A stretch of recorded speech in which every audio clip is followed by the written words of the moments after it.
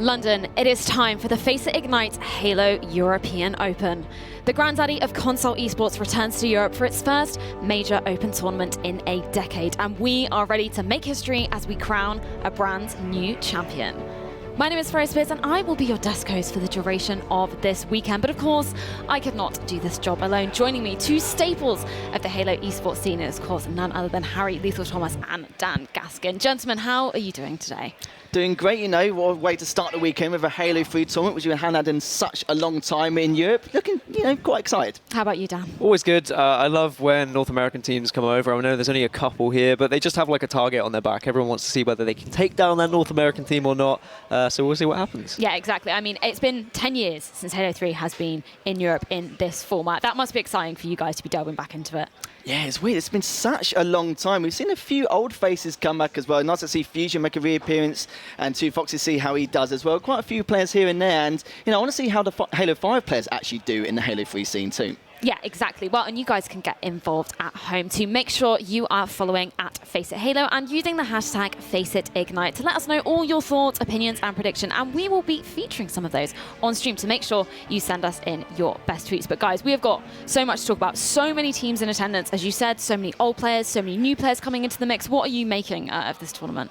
It's going to be interesting because we've seen like the top 4 teams, it's going to be quite predictable, but I want to see how a couple of the top 6 teams do, because some of them have been screaming a lot, and seeing players like Fusion come back as well. He's almost to his old self, his aim's very crisp, maybe not as much practice time with some of the players because it's been such a long time since they last played, but I want to see what they can do after such a long period of time. Well, and let's take a look at our tournament overview to make sure everybody at home knows exactly what has been going down. So, of course, we had our online qualifiers, which flew 2 teams out from EU and 1 team out from NA into London, into our studio. And of course, that was Tox Gaming coming from NA, a massive name there.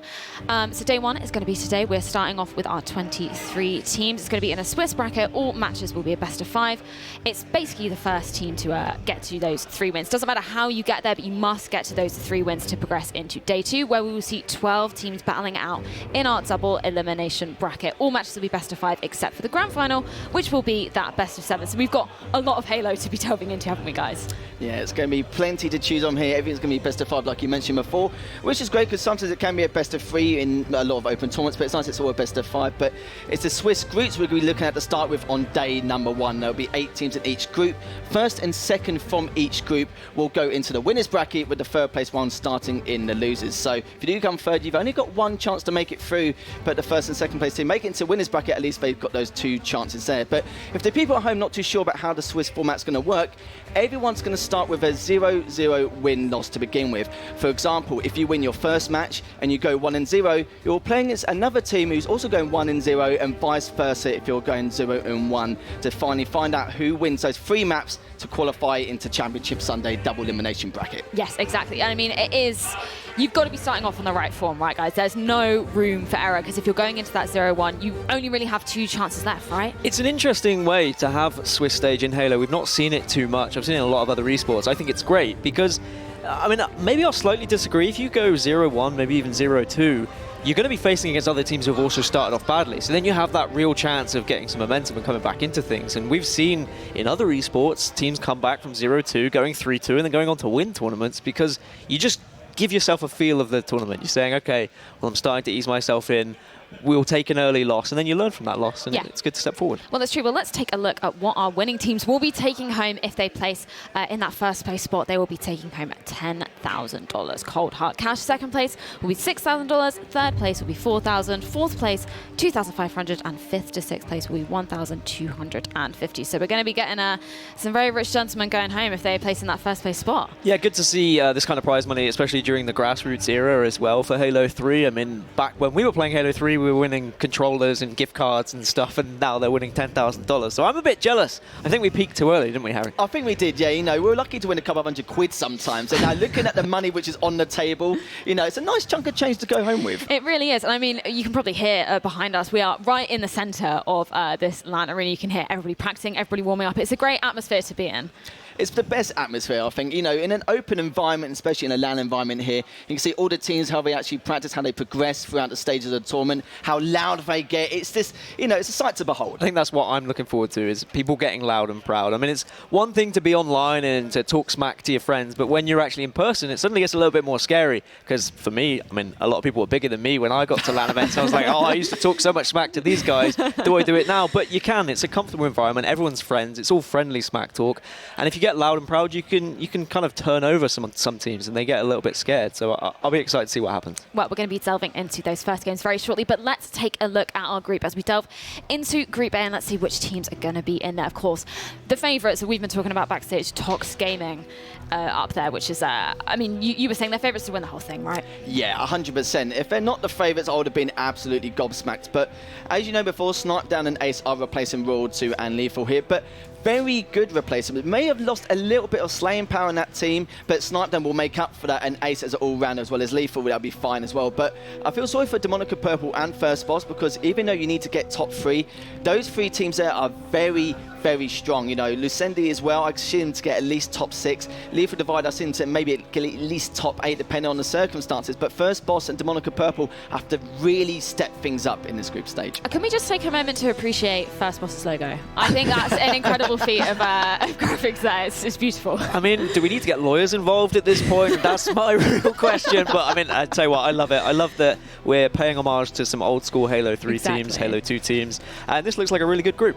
Well, let's move into our Group B and see what other teams are going to be appearing in there. We've got RBL Esports, who came through the EU qualifier. Were previously called Moses the Clown. Decided to change their name a little bit. We're going to be also seeing Mocket, Improv, Absolved, Hyperbeam, and Why Can't I Sprint, which I think were the final team to submit their roster yesterday. And that's always nice to see some late teams getting involved into the tournament as well. And for RBL, I mean, I think changing their team name from Moses the Clown is probably a good thing. Yeah.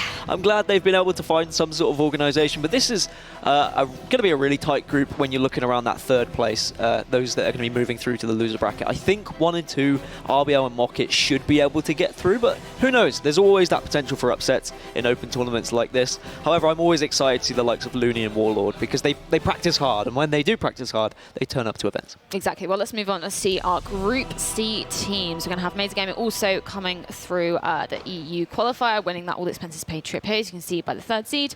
Also got Revive Nation, Radicate Esports, Phelan Gaming, who we're going to be seeing in our first game, and Endangered and Tea and Crumpets. Now, this is an exciting group because Tea and Crumpets having seed 22. They're actually one of the American teams. Guntype is a very good American player as well, actually coming over, and then being seeded 22nd is really going to throw a spanner in the works here. I think that some of these European teams are going to be in for some aggressive Halo 3 action.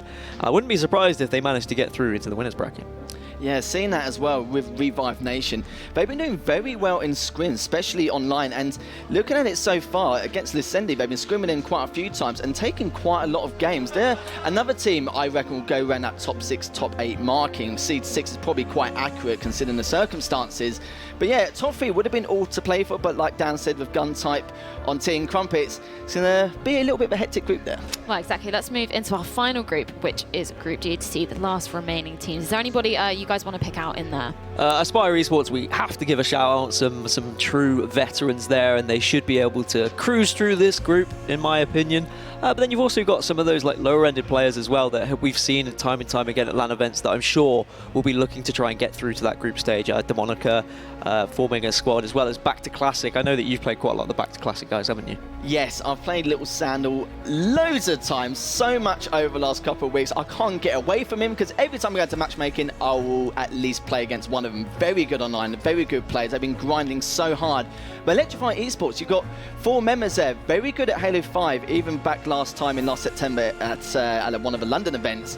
And I'm interested to see how they actually do on Halo 3 and how much time and practice they put into it. Just seeing 92i as well, SLG and Shady. I mean, those are names that we're used to seeing in the top end, the top echelon of Halo Esports. So again, interesting to see them down all the way in 20th seed. So they might be able to really throw something into this group as well. So you definitely think there's going to be some upset potential coming from I think every group has upset potential, and that's what's going to make it exciting. That's what's the best thing about open events, because you get sometimes these off seeds because people just go, yeah, let's turn up, let's go and play some Halo 3, and we've got that here today, and we've got some outsiders who could really cause some upsets. Yeah, well, definitely. I mean, we can see all the guys behind us all warming up there. I think we're going to be delving into our maps and our match formats. Let's take a look at what we're going to be delving into in our first round of matches. Obviously, the game type is going to be staying the same, but we're going to be switching up the maps each round. So we're going to be starting off with Capture the Flag on Pit, Construct with Slayer, Guardian for Oddball, Heretic for Capture the Flag, and Slayer on Narrows. What are you guys sort of making of those maps? Well, first impression is Guardian Ball. 8 or 9 times out of 10, you normally see the better team on top because they're one of the most structured game types on the circuit. And even with Pit CTF, it depends on the circumstances how well they actually time those weapons, because, you know, the weapons, especially on the overshield, so important. It depends on how they actually play. So some people can be a little bit too passive, a little bit too aggressive. Depends on how each team actually goes by. But now Slayer as game number 5, if it does go all the way, it's going to be quite tasty. Yeah. Comes down to the snipers so many times. I mean, if you are the designated sniper, you always have so much responsibility on any map that has a sniper rifle, but particularly if it comes down to a game 5, because you have the game in your hands. If you can hit those shots, especially in the latter stages when you're tied, it's 48-48 or something, you can win or lose a game. So, I mean, I never really liked picking up a sniper as a player because of that pressure, but some people, they thrive under that kind of situation. Are there any particular players you're going to be looking at that thrive in those sort of situations? I mean, we can look at any of the like old school top players like Respectful, like Moe's. They're going to pick up any weapons. When you get to those top teams, no one minds who picks up a sniper rifle. Yes, you'll have your designated sniper, but if it spawns in front of you, you're going to grab it because you're going to hit shots. And it's weird because with game number 2 as well, what a lot of low mid-tier teams do is sometimes if they're on spawn and the opposition have got map control, some of them will go at the purples too soon or separately and not go together or not plan their course of action quite a lot of the time. So I'm interested to see how things will pan out if they're on the bottom side of it. Yeah, exactly. Well, we can see our first game getting set up there. We're going to be going into Phelan versus Endangered. What are you making of that first matchup as the first game to kick off the FACEIT Ignite? Well, I'm going to try and throw predictions straight away, but with Phelan, I've seen him scrim quite a few times, and I've seen they're very good, especially on the CTF game type, especially on Heretic or Onslaught, but we haven't got either one of the two. I've not really seen him play much Guardian Ball, but it depends here because the team they're playing against, most of them are Halo 5 players like Christo and Dash. They weren't actually too bad, but can they transition those mechanics and fundamentals across? We'll have to find out. We will have to find out. I mean, 19th seed from the qualifiers was Endangered. Phelan finished in 15th in the online qualifiers as well. So 2 teams who struggled during those online qualifiers, but we know with Halo 3, sometimes online doesn't always transition to LAN. But I think the good thing is they're playing against each other in their first game because they could have played against some big boys early on. And if you play against big boys, you're not going to be feeling great going into game number 2. So we'll see. Maybe if you get loud and proud here, get in your opponent's head, they could have a nice time in this tournament. Well, exactly. And before we head into our first game, we've got a very special guy down on the floor. Harry, what is going on down there? Hey, Freya. So much Halo action. I've been blessed with the wonderful role, see what I did there, of being your on-the-floor reporter for the event. So I get to get into the players' heads a little bit, ask them how they felt about the previous series, but also keep an eye on the other matches. And this one coming up, I think it's going to be a very juicy one. Yes, exactly. Is there anybody you're particularly looking forward to speaking to from this first game? Yeah, I'm looking at Zoak from Phelan. I did get a chance to speak to him before this series, and he said he's feeling very, very confident. Last time they scrimmed this team, they won 10-1, so only dropping one map is going to give you a lot of confidence when you come to a LAN environment, but Halo 3 can be a very fickle game online, so it doesn't always translate into results in a live tournament like this. Yes, exactly. Well, we're going to be checking in with Harry for the duration of the tournament. As he said, there's going to be multiple games going on at the same time. What are you kind of thinking for this first game, Harry? I'm thinking Phelan. I think I've seen Zoak perform on LAN before, albeit on Halo 5. I feel like his skills translate translate very well onto Halo 3. He was a very good sniper. I wouldn't be surprised to see if he's the primary sniper for his team. So yeah, again, I'm looking out for Zoak to really put his stamp on this series. Well, definitely. And as Harry is the guy down on the floor, make sure you're tweeting in your questions to make sure he can ask that to whoever is going to be playing. Exactly. He's got his notepad. He's prepared. Well, thank you so much for that one, Harry. We'll be checking in with you very shortly again. But we're going to get into it a little bit more into this first game that's going to be going on. What are you kind of expecting coming into this first map? It's an interesting one because, you know, he mentioned before, like players like Zoak, very good. They've been scrimming a lot. I think they're a lot more prepared and structured compared to the opposition of Endangered Esports, just due to the fact that, you know, especially with like Construct Slayer, I know a lot of the TSs can be a bit of a coin flip, a bit of 50-50, but with Construct TS, I think with Phelan, they will know exactly how to break the setup. I don't know if Endangered are experienced enough to do that. Yeah, sure, they've got the LAN experience and enough events on their back to kind of help themselves through it, but I feel like there's going to be a lot of separation. I don't think they're going to be as coordinated to do anything like that when it comes to counter-attacks. I think Phelan are going to be expecting to win this, and that might be their detriment, really. I mean, I know that Endangered are going to get loud. I've spoke to a few players, and they're like, yeah, they're going to scream at them. If they get a kill, they're going to yell in their face. And that, you can struggle with that kind of situation. If you're a player who comes up to a tournament and you say, all right, we should be winning this. We're the higher seed. We can get to X stage in this tournament. If suddenly players you think are worse than you are screaming at you saying, I'm better than you, then you start to just fall apart and fall to pieces. So you really need to have that experience. But thankfully, Phelan do have some of those players who have that experience. So they just need to guide the others who maybe don't have as much. Yeah, I mean, I know Harry mentioned Zoak as one of the players that he's going to be watching. Is that somebody you're going to be focusing on up here? Yes and no. Like with Boy O'Neill, he's actually quite good as well. But it's Zoc who I want to focus on one of the most, just due to the fact that his slaying power can be quite inconsistent. Sometimes it's good, sometimes it's bad. But if he lets him down a bit too much, that's where Endangered could get loud and proud, like you mentioned before, and be like, well, do you know what? Actually, we could stand a chance here. And you can't really give him any hope. If they see that light at the end of a tunnel, that's going to give them a huge opportunity. But with maps like Guardian Ball, that should be their game type. If it's not, then I'll be quite surprised. Very confusing having Zoc and Zoak as Yeah. well. Yeah. Like, if I'm on the opposition team and I'm trying to call out who's a one-shot, then there's that little slip of a tongue, and then you might not get the kill. Yes, exactly. Well, I mean, we were talking about like the more tactical teams coming on to those more tactical game types, those more tactical maps. Is that something we're going to be seeing in this first match? We will, but it's weird. With Halo 3, in terms of mixed teams, it's not really, say, too much of a mix, because Halo 3's been out so long.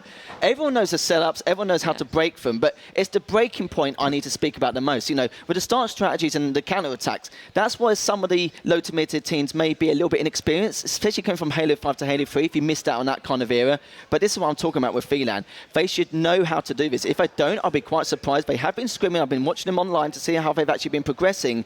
But Endangered, like I mentioned before, you know, morale on Halo 3 is big. On Halo 1 and 2, it wasn't. It's all about individual skill and how you actually progress from there. Halo 3, that's where more of the mentality and the morale does come into play. So I have to see if Endangered can bring that. It's all well and good in the early stages knowing the rocket timings and the sniper timings, but then it's when it goes to overtime, or if you get to the late stages, are you going to be able to keep track of it? Do you have a coach who actually is experienced to be able to time it if the weapons are dirtied, for example? Because if that happens and you're not tracking them, the other team does, they're going to have such a massive advantage. So these are just small things that, as long as both teams are focused on, we should have a really even match. Well, I know we were speaking about it yesterday during our rehearsals, that mentality is hugely important in this game, right? Especially when you're here, you're opposite the team you're playing against, right? There's going to be, as Dan said, there's going to be a little bit of smack talk going on, right? Oh, it's massive. The reason why morale is so important, because team shot skill, when it went from the first two to now Halo 3, went from this to that. It was huge. It completely changed the pace of the game entirely.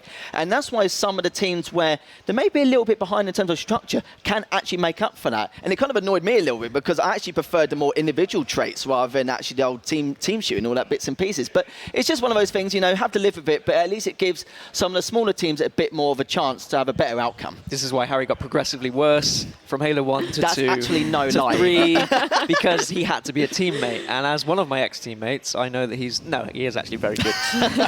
But you need teammates, and I think that's very important in Halo 3. You need different characters and different styles. You need people who can pick you up if you're falling down. You need people who can command and can lead, but you also need those individuals as well to step up at the right time. People who are not going to be nervous. They are prepared to pick up the big weapons and actually go for it with a sniper rifle. So you need every kind of characteristic in a team, and if you fall short in just one of those those areas, that can be your detriment. Well, exactly. I mean, before we get into this game, I'm going to start off with you, Harry. What are your predictions for this series? Now, I would have said maybe a 3-1. Endangered may take off a Slayer, but because it's Construct TS, I'm not too sure. It depends how good their map control is. I'd have to say they would need to get off the bat straight away and actually get the lead. If they don't get the lead, that's why I reckon there'll be trouble and it'll be 3-0. If they actually do it right on Construct TS to begin with, then I reckon it'll be a 3-1. What about you, Dan? I like going for the underdog. And I know you do. I do. It's cheeky, isn't it? And I think if Endangered can take game 1 and get in the heads of their opponent, and they can take the entire series, that's going to be my prediction. But I think Phelan should win if they can play their structured game of Halo. Well, let's see if our casters agree. Let's get them up and hear their predictions as well. We have got the wonderful Tsquared and, of course, Onset in there in our caster room with a lovely backdrop, guys. Thank you. It's not too bad, is it? Yeah, I thought, it's great. You know, Tom's come all this way. We might as well have somewhere nice for you to stand by. Thank you. Thank you. That's all right. Yeah, I saw it all out. Beautiful here. It was all me. What are you guys thinking for this first game? I'm really looking forward to seeing, firstly, just the Halo action get underway. I think we've all been waiting for a European Halo 3 event to sort of kick off and to have an opportunity to experience Halo 3 competition for the first time in, I think, about 10 years here in Europe and here in London. So I think, though, it is going to be, you know, we're looking at Phelan gaming, just looking at those scrim results that Harry was talking about on the floor, you know, 10-1, pretty convincing. I mean, you let a Slayer go sometimes in scrims, that happens, but 10-1's pretty convincing, right? Yeah, 10-1's pretty convincing. I'm excited that we're getting started with CTF Pit, though. I can't pick a better game 1, honestly. It's going to be great. If they can get game 1 under their belt, though, on First Boss's side, you never know what they're talking about because the guys are right. It's all about mentality. It's about momentum, and it's about, you know, positive energy, especially when you're in person, all feeding off of one another. So you got to get hyped up, and you got to come out swinging right from the get-go. I agree. Exactly. Completely. Well, thank you very much, guys. We'll be back with you in just a moment. We're going to talk a little bit more about this first game. I know we've been favouring the side of Phelan, but is there anybody from Endangered you think could potentially come and just upset the whole thing?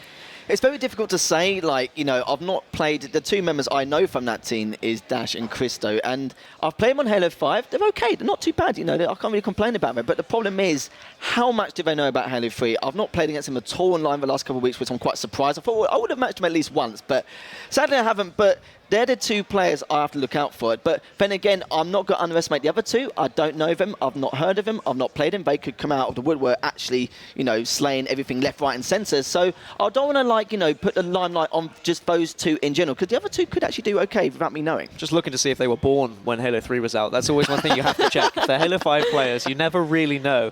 But there's a player called Facinical, and he has the coolest name, I'd say, out of these 8. So I'm going to be watching him and hoping that he steps up.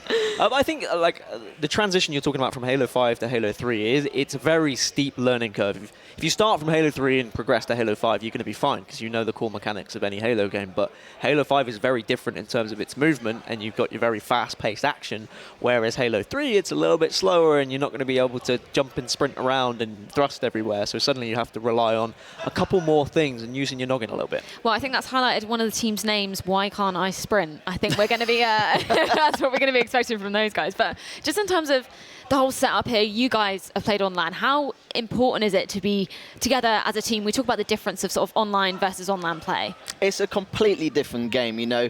Sometimes that's why when it's some of the players' first times playing at an event, especially offline, the atmosphere, the feeling, you know, the lack of latency there is compared to online, completely different. And for some players, it can be quite hard to adjust. For some, you know, it's perfectly fine. They actually love that kind of adrenaline rush. I loved it. Like, every single time I got the chance to play offline, I was like, you know, I was ready for it. Let's go. You know, morale was sky high. But, you know, for some of them, you know, nerves can come into play here. I mean, back in our day, I'm making it sound like we're 40. Well, you are like 54, but we used to have bad internet connections back in the day as well. So coming from online to playing on LAN was massively different. Now, yes, okay, there's still some differences online to LAN, but it's not as apparent. If you're a good player online, you should be a good player on LAN as well. I don't know if we're going to see the surprises we used to see, where we used to have terrible online players come to LAN and just explode because they finally got a good internet connection. But one of the main things that I love about the setup here is we've had LANs before where some of the screens are quite far apart and you're sitting like this distance away from a teammate, whereas you want to be real close. You want your screens together. You want to be able to see what they're seeing so you can call out for them if they're being a little bit quiet or if they're struggling. So I think this is a great setup for this tournament, and I think the players should love it. Yeah, and we've got all the fans, as you can see behind us, watching, eagerly awaiting the first game to be starting. But I know you just picked up on how you were saying about that some guys aren't so good on online, but when they come on LAN, they're exploding. We were talking about some guys that are completely the opposite yesterday, weren't we, Lethal? I think one thing to take into account as well, especially for the Halo 5 players. Now, with movement, you have abilities like thrust. Now, I think it's a bit forgiving just due to the fact that if you make a mistake or some kind of movement mistake when you're pushing out, you can thrust back, it's fine, or you can sprint away. On this game, you absolutely can't. You make one false move, you'll get punished for it straight away, without a doubt. And this is what I'm in trouble with in terms of Endangered. They will be endangered, considering the fact that on maps like Guardian Ball, if you get a bit of damage done on half the players or take one down, who all have to go top mid perfectly in sync at the same time, not separately, because if one of those small mistakes happens, you can't thrust back, you can't sprint away. That's it. Your job is done. You're going to have to wait on that respawn and go for the next attack. So I want to see exactly how things will pan out for these guys. Yeah, I think they should be all right. I mean, the core style of Halo, even with thrust, even with sprint, it's still there, and they should be fine. And I think it's a good environment for them to start in, being this two lower teams. I think if they were going up against one of the top teams in their group or the top teams in the tournament, then you learn a very valuable lesson early on. But it's also, it can go the other way, and suddenly you're getting down on yourself saying, oh, why did we even come if we're just going to get smashed around by these players? At least they're playing on a relatively even playing field. I think they are, yeah. It just depends on the circumstances. But we've seen Halo 3 players transition to Halo 5 perfectly fine. Look at Respectful, for example. Look at SLG. You know, they started off Halo 3 at a very, very young age. You know, whilst we were competing in the tournaments, they were playing like matchmaking, hardcore, lone wolves, all that bits and pieces, absolutely smashing it, you know, before our very eyes, because we didn't know anything about them. And they managed to transition to Halo 5 perfectly fine. There's no reason why they can't transition backwards. Yeah, exactly. Well, are there any other teams that you're going to be, not just in this group, just in general in the tournament, are there any other teams you're going to be keeping your eye on and you think could maybe bring some upset potential outside of those sort of top four we've been saying? Well, apart from RBL, Esports and Tox, I want to see how Mazer do and Aspire, because those two are very close teams. You know, with Aspire, bit of a strange one, because I feel like out of the 4 players, you've got 3 of them who are shot callers or IGLs. Even Rami, he's back and he's coaching. So you technically got 4 IGLs out of the 5. And the slaying power will be a bit detrimental. I think it will be a little bit lower in comparison, but it will be, if they put enough practice in, one of the most strategic and most methodical teams on the circuit. It's going to be a really exciting tournament because we have all of the players who used to be on the top teams throughout Halo 5, they've all kind of split apart and made their own teams. And we've got maybe 4 or 5 teams that really could contest those top spots. Yes, okay, we're expecting Tox to be the biggest team here. However, they did have changes. It's not the full Tox roster, so you're always going to have that potential of, are they going to gel well? Yes, okay, the players that are filling in and Snipe Down, that fits well with the players that have actually left. The fact that Royal 2 was the sniper, and then you bring in Snipe Down and he's a sniper. You lose Lethal, he was an all-rounder. You get Ace, he's an all-rounder. So I think they should be fine. But then in terms of outsiders, we've got T and Crumpets, who was Guntype's team. They came top 8 in the North American qualifiers and then decided to come over here. I think they could definitely cause an upset. And then we have, is it Lucendi? I think Lucendi's team, that could actually perform quite well. Some old school players who maybe haven't been practicing loads, but they're always going to have those core mechanics. You never know what they could do. I think I've seen it. They have been scrimming the last couple of weeks. I don't know how much practice they actually put in.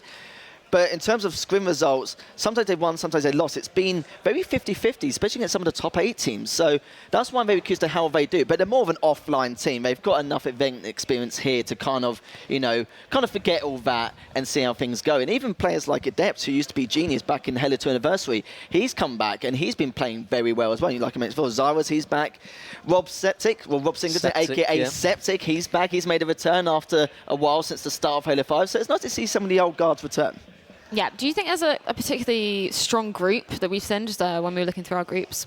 I feel sorry for Group A. I think the top 3 is pretty much set in stone. You know, I think it was Demonica Purple and First Boss, if I remember rightly. Yes. Those 2 teams, it's going to be a real struggle. They'll be riding that struggle bus pretty much throughout the whole way. And you could say, well, in my opinion, if I was in one of those groups and I was one of the lower seeded teams, I'll be like, actually, I want to play the best team first to get the nerves and kind of get that first series feeling out the way. So when I'm playing against a team more even and set in stone, then that way I feel a lot more comfortable. If I'm playing against an even team in my first series and we didn't play well because it was our first match of the day, then I'll be disappointed because then we've got playing against the best team and then it's like, oh, I wish I played the best team first. So it's a bit up and down, but I think every player is different in that kind of retrospect. On the other side, you've got groups C and D, which have got outsiders of teams that have turned up late and they've been given a bad seed.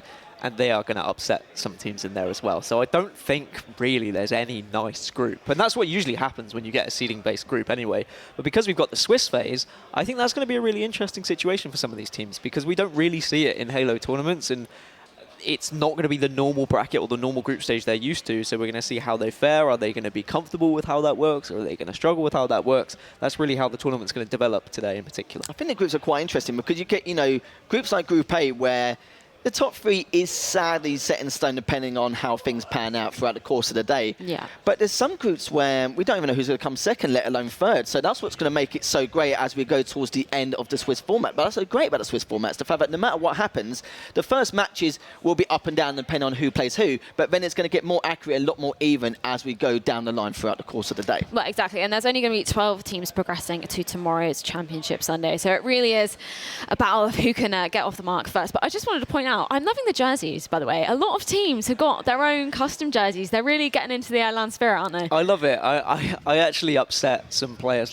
When we had our last European event for Halo 5, there was a team who turned up with some jerseys and they lost like 3-0 every game. And I was like, oh, why did they even bring jerseys? As a joke, obviously. But no, it's great. I mean, one of the best feelings as a player back in the day was getting your jersey. I don't know, there was something about it, even though back in the day it was a Fruit of the Loom t-shirt and it was just tatty and horrible. Now they've got these proper jerseys that they get custom made. Yeah. I think it's great because they're things you can take home, you can remember, you can wear in bed, or you can wear when you go around a mate's house, and you can lie to your mates and be like, yeah, this is when I was on a top Halo team back got in your the name day. on the back. Yeah, exactly. I love it. I was a pro player, and they don't know any different. Those still wear real them, life to be friends. fair. Yeah, but you actually were a pro player. That's a slightly different. You actually used to go to those US tournaments, didn't you? Yeah, I suppose, but it's like at the same time, it's like even if you're right, even if you're not sponsored by a top organisation, anything like that, it's the pride for representing like who you are as a person, and like you said, it's a souvenir to take home. So if this is your first event, as an example, then it's great because you can say, I wore this at my first event, blah blah blah blah, and even like a couple of years down the line, when you start getting better or you become on the top team, you'll be like, that is the T-shirt I first wore going to my first event, and it's a great feeling. Like I mentioned before, there's a lot of pride going into it. Yeah, exactly. Well, I think we are just about ready to jump into our first game. Let's get our casters back up on the screen there. There we go. What up, people? How are we doing? Yeah, good. Thank you. We're having a good chat. And what are you feeling about these first games? As I said before, I think we're just looking forward to getting into it, to be honest with you. We've talked the talk, and now we want to see some of these players start walking the walk. We want to see some of these players come out the woodwork that maybe we're not too familiar with on Halo 3. We want to see some of the big names doing their job as well a little bit later in the tournament. But Tom, I think, we're both just excited to get the action underway. Yeah, I can't wait. I know that the chat's getting antsy, so they want to hop into the games. Everyone's all loaded in here. We're going to start this very shortly. CTF Pit is going to be game number 1. I think we're going to probably see about a 3-1, 3-2 here. I'm not expecting any 3-0s overall. I'd be shocked, honestly. I know that it was a 10-1 scrim score, but they did a great job talking about this at the desk, is that this game translates from online to LAN better than any game out there, almost ever. And the original Halo 3 played on 360s was just so smooth and crispy, and they did a great job of mimicking that here. And I just can't wait to see how the shots register, how these guys get involved, and what the communication is going to be like, because you could see how excited they were to play. They're over there tweeting out, getting ready, Nick's waving to the camera, they're already clipping stuff and posting it, so they're stoked to be here. I'm stoked to be here. Hope you guys are ready for these games to start. Yeah, there's no better feeling than when you finally get to land on Halo 3 and that first 4-shot hits across map and you're like, there we go, enough of this online shenanigans. It's tried to put some people in their place. But I love the fact that we're starting with Pit capture the flag as well, because it gives us a real insight into how both of these teams will be playing further on in the tournament as well. Obviously, we have so many different things to control. We have 2 sniper rifles, we have that rocket launcher and the overshield as well. It's going to be fascinating to see how these teams translate from online to LAN as we kick our first game off. I know I saw like some flashing on their faces there. I was like, is the game starting? I see some movement over here. We're 10 seconds into this one. You can see the OS has been picked up right now. And oh, a nice snipe coming in from the long haul. I don't think he was expecting that. I like the push from the overshield. Usually what you want to do is try to get on the platform over here. He's going to make his way over towards the cuts. Fortunately, he has teammates to run that flag as well. They need to clear out the courtyard area, though. Allow them to spawn over into that spot. Watch your runway right here. Make sure no one's flanked over towards your courtyard area, and you should have this flag already going in for Endangered. I mean, it's pretty impressive. Yeah, very good start here, to be honest with you. And Dash is doing a good job of staying alive as well. He will finally be taken down, but that flag will be moved across the map. But a little choke on the flag there, a little stutter step, and that's going to allow Zoke to get in behind here. And that is a big choke to start things off. Well, not only have they not capped, They're now 4 dead, and there might be an opportunity here for the counter cap. Yeah, just 1 second away from capturing that flag right there, and just a little fumble. Not only do you lose your position right there, but you don't toss the flag into your flag, and that's huge. Now it's just so easily returnable. You can see shots coming down through the long haul area. You have another guy that's able to run this flag. Dash with the kill right there, but that isn't going to be enough because you have a 1v1 happening over towards the long haul side. You're going to end up having a 2v2 over here fairly shortly. Nice flag grab. Maybe a counter to the counter cap coming in here, Onset. And there's an example of some of those cross-map shot hitting now that we're on land from Shady's taking down that player, but I think at 0-0 at the moment, it has been certainly an interesting start. It should potentially maybe have been 1-0 to either side. Both teams haven't taken the opportunity to get that first capture on the board. And now you have Shady's trying to be aggressive here, has to loop back. The overshield's going to be popping pretty soon as well. The second one coming up here on Pit CTF, and it looks at the moment like Shady's and Phelan Gaming are the ones who are trying to put the pressure on their opponents. Yeah, I like this nade right here. He's going to just choke the mauler area, hold the long haul area. Got to watch the courtyard. People going to be lifting up. It looks like he's worried about players flanking on over towards the other side. All of that secured the overshield throughout the time, and you got to be careful here because you have the overshield guy and he's pushing back to the base. That doesn't make much sense to me. You want to run the flag with this. Yeah, you can pick up a couple of kills, but it really doesn't mean much. That trade, you go 3 for 1. Now it's a 1-on-1 when you had complete setup and you're on their side of the map. Doesn't really make sense. When you grab that overshield again, you want to make sure that you're the guy going for the flag. And the best way to do that is push up onto the platform and just run it green box as fast as possible. We saw just what 1 second can do. If you can capitalize on that, move fast, the other team's not going to be able to catch up to you. You can see the sniper rifle in the hands of Zoke here. Doesn't manage to connect on those 2 shots. Doesn't manage to connect with a body shot there. And I think he might have actually just caught 2 players to drop 2 shields. And now we're going to see KZ moving in for Endangered, moving that flag, trying to get it moving towards that high side of the pit. And I like that double back as well. Got the little call out there. Now can work with his teammate to take down Cynical. And this should be a run on the board, but a good stop there from Dash. And that means that they're going to have to pick up a few more slays. Yeah, you got to slay out here. You don't want to be stuck inside of your base. You have the sniper rifle, so make sure you just secure the S2 area. I like this play a lot coming in from Cynical. So if he just slow plays this, he just waits for his teammates to push out. He doesn't have to be the first person to go out here. Just have someone go in front of you, bait that player, then you start to advance on the map. Bring that into Sword. You have that guy in the training. Nice shot on a Dash there on the banana, so that's going to allow other players to push up. But Dash with the nade, going to take out the Warrior O'Neal. That's a really great pre-nade right there. Now he's going to have to relocate with this sniper rifle. Could go back to S2. That wouldn't be a bad play, and it looks like that's what he's going to do. He's going to rotate on over to S1. And again, playing this smart, not being the first player to advance on his team. If he's the first person to push up, he's not going to be able to get any free angles on these players. He's going to be taken out of scope. Does a nice job right there hitting the quick scope.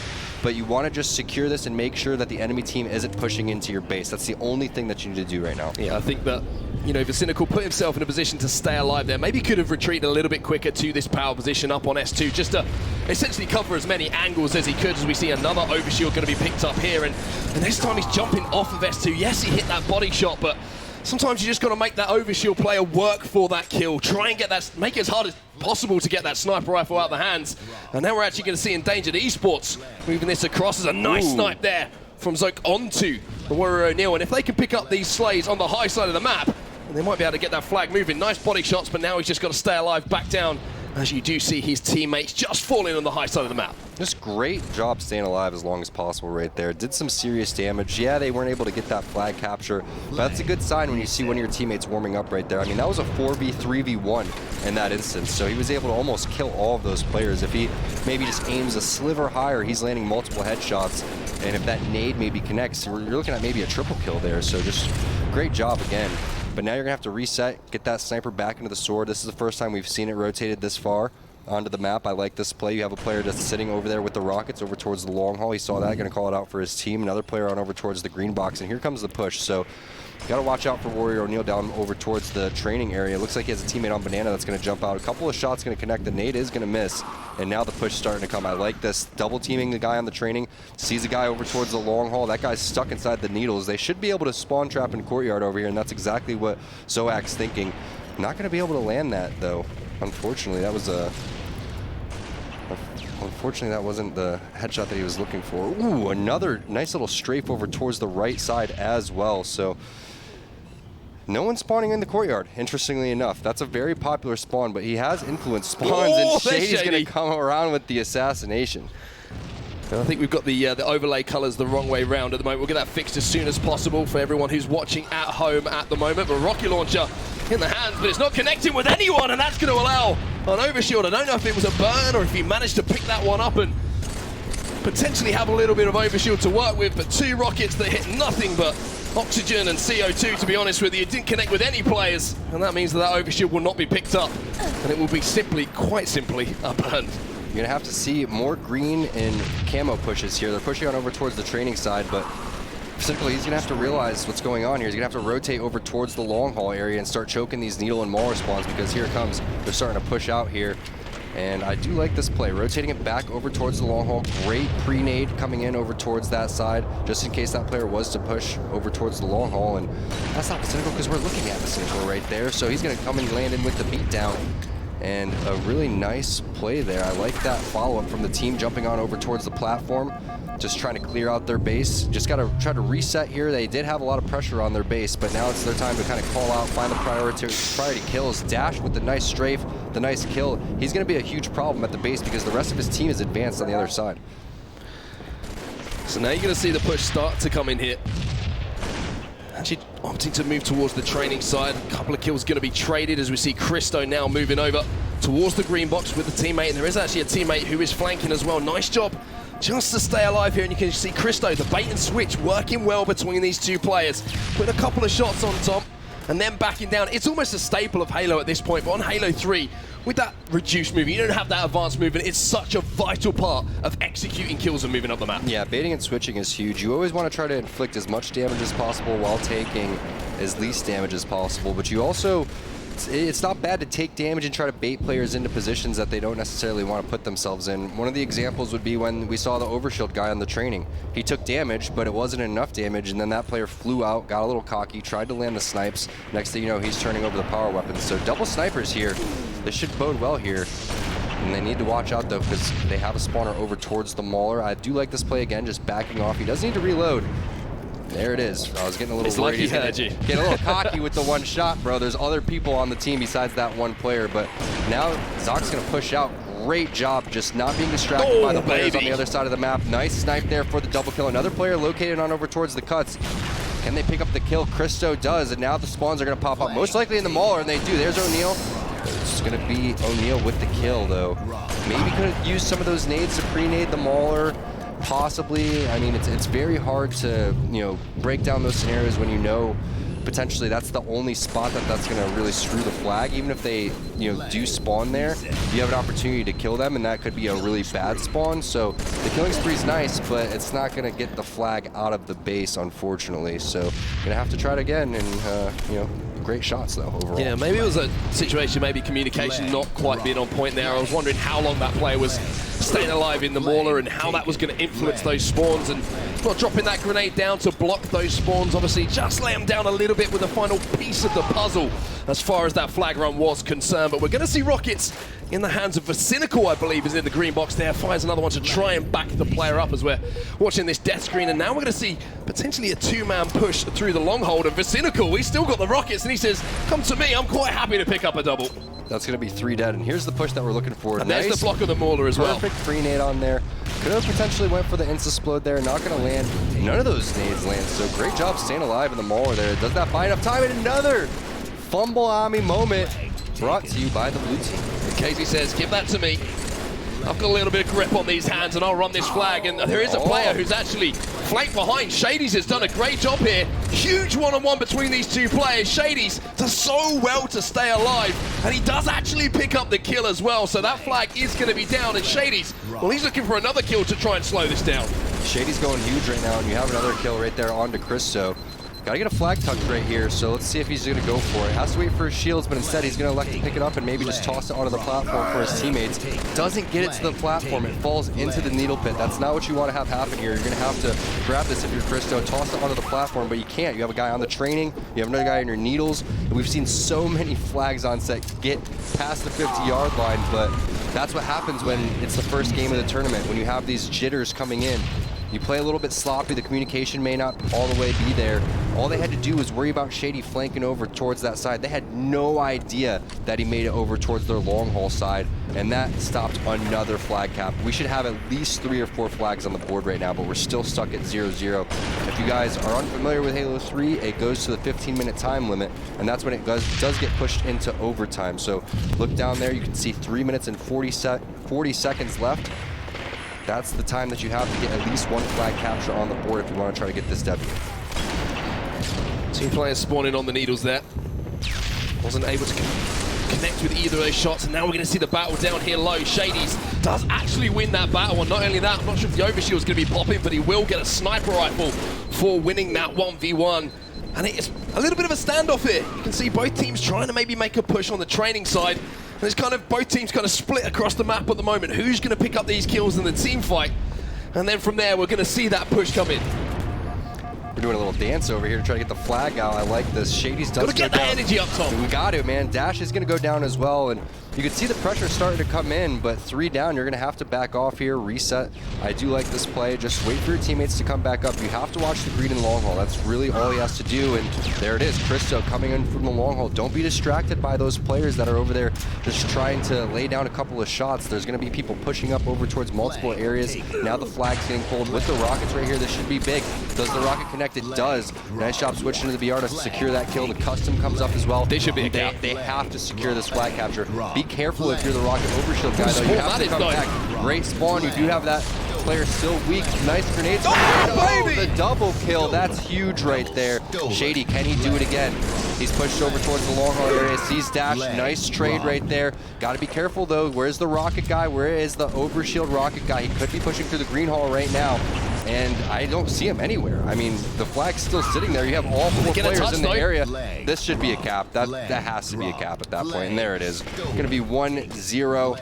Congratulations. It took We you guys. finally go on in. It only took you guys 15 minutes, but hey, the first one's the hardest one. That's very, very true. Hopefully things will start to click a little bit better for both of these teams. I think we both said that this could have been 2-2, 3-2 at this point with the amount of flags that we have seen pulled and the amount of flags we've seen almost converted, but finally we did see the conversion. It wasn't clean, it wasn't pretty, but it was effective. Yeah. A little bit like me. Yeah, exactly. I'm glad that you said that, because I wasn't sure if it was going to be see the coming look. from me. No. I can see the look in your eyes. I know you wanted to say it, so I did it for you. Uh-oh. Where's the overkill? Oh, no! Go for it. What are you doing? Oh, a double reload. No. The triple kill doesn't even matter now. It doesn't matter. He didn't get the overkill. That's all that matters here. And O'Neal is the guy that's alive on the S2. So it's a great job for him as the last guy alive to do. He does pick off 1 player. Now the spawner's coming in over towards the Mauler side. And again, O'Neal, just fantastic job. Was the last guy alive. No one has any idea on where he went. Picks off 2 kills and is now adding pressure on the enemy base. And this is looking good. I mean, you have 45 seconds to make this happen here. Multiple players spawning in the courtyard, totally possible. Dash, he refuses to go down. Shady's going to pick that one up. You have to back off here for O'Neal. I would just push to the long haul side. You don't have much time. You can maybe go training side. He's going to elect to take his BR out. Doesn't finish the kill on Christo, which is actually huge because now he has to overcommit and doesn't help out over towards the flag side. Oh. Nice little quick scope right there, looking for some more blood. And you can see he really wants to get this done. 20 seconds left. They're going to have to get this flag pulled within that time frame in order to stand a chance here. Shady's is there. He gets the kill on the Dash. They've got they a have a setup 4-on-3 here. He could run this long haul. He doesn't need to bring this over through the green box. You have an overshield guy over towards the green box, and this does not look good. Nades coming in everywhere. That overshield pickup was huge. Yeah, I think that overshield's going to shut this final potential push down. You can see they all managed to take everybody down on their side of the map, and that's just going to allow them to set up, play defensively. The time will expire, and that is the final action that we have from our first game of the day in Endangered Esports. They managed to hold on. They managed to finally convert one of those flag caps, and we almost, in our first game of the day, had an overkill. My man wants Almost. fist bumps. Give him fist bumps, Give that man a He fist shouldn't bump. have to ask for it. Just throw them out there. Throw the fists out there. That was a GG. Really well played towards the end there. Again, the beginning, it's the first tournament. You don't secure that flag capture, but they ended up, fighting extremely hard from both teams there. Just a 1-0 game. Could have been anybody's game. Multiple flag cap opportunities missed out, but at the same time, you have to give credit to the other teams for making the right plays. That overshield grab was huge. That could have ended up being tied right there. And when you go and you continue that momentum and you get that tie and you see them starting to heat up, and I believe it was Christo, right, that was staying alive, or no, O'Neal was staying alive over towards his S2, and those are the type of plays that you want to see everybody making. So the rest of the players on the team really going to have to follow suit and kind of ride the momentum that they were given towards the tail end of that game, because they had an opportunity to come back and tie it. I think I wanted to sort of pick your brains a little bit about that overshield play towards the end as well, because let's put it into perspective a little bit more. It's the last push of the game for the team. He's coming off of respawn. To make that decision to go down and try and pick up overshield instead of fighting back to your base to try and stop that flagpole, that's a crazy decision to have to make under pressure, even in that moment. I mean, what goes through your head in that moment? Because it is kind of like, what do I do? And he made the right choice in hindsight. The overshield's just so valuable. I would say that's more valuable than the rockets and the sniper rifle. I would say I would rather even have overshield than both sniper rifles. Having both rockets and sniper, that's pretty important, but you could do so much with that overshield. He could have, even went to third base with that and, potentially ran the flag right there. So I do like that call. The one thing that could have really screwed him is if someone decided that they were going to go peek that from the other team, and then they kill him while he's crouching down there, and then they pick up the overshield themselves. But they're talking about it earlier at the desk as the coaches, as the game, begins to continue to unfold. Sometimes you don't know when those overshield times are coming up, and you have to predict that. So that was just a great job by the coach there to say, hey guys, this is coming up, right around, what was that, 15-20, 15-25. It's a ballsy play. It really is. And it's got a lot of risk, but a huge reward there. Ends up working out for them. They win that one 1-0, and now they move into Construct Slayer, and I'm curious to see, how fast-paced is this one going to be? It is pool play, but we're at the tournament. It really matters. So are they going to slow play this one, or is it going to be a fast-paced game? And let's take a look at some of the highlights from the previous game. Yeah, there were some highlights to talk about. And one player that I want to talk about a little bit was from Shady's, and it was that flag stop towards the start of the game where he was last man alive. He managed to get a flank onto the long haul side of the map, and not only picked up the initial kill, but his ability to stay alive when under pressure, to delay that flag run, to allow his teammates to respawn and get across the map.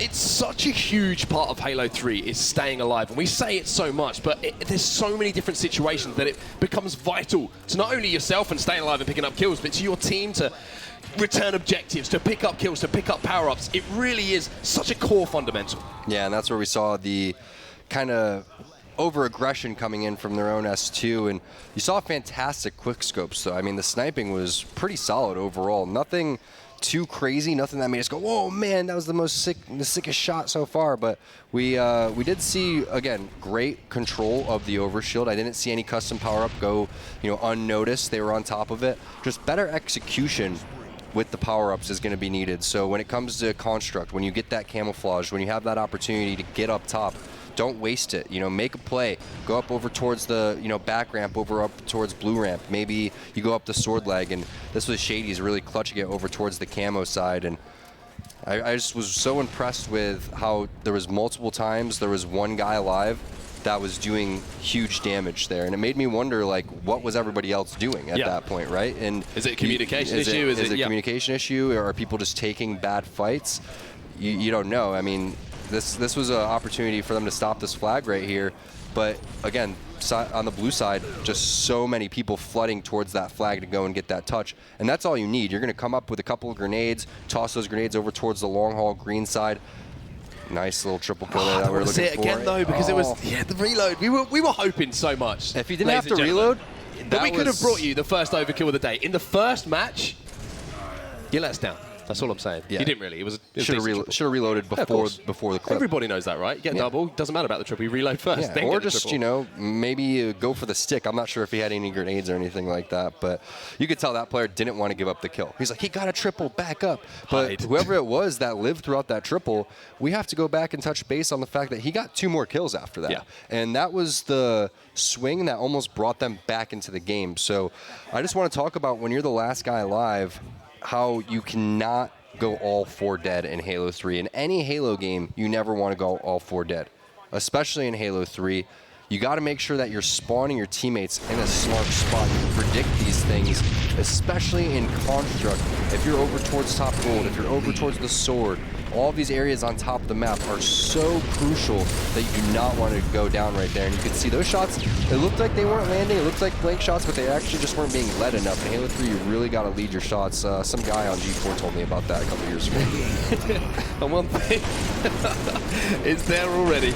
And one thing I want to talk about a little bit is how vital the start of Construct Slayer is. In my opinion, it's one of the Slayer game types that we have at the start of the map with the verticality and the power weapons that are up top.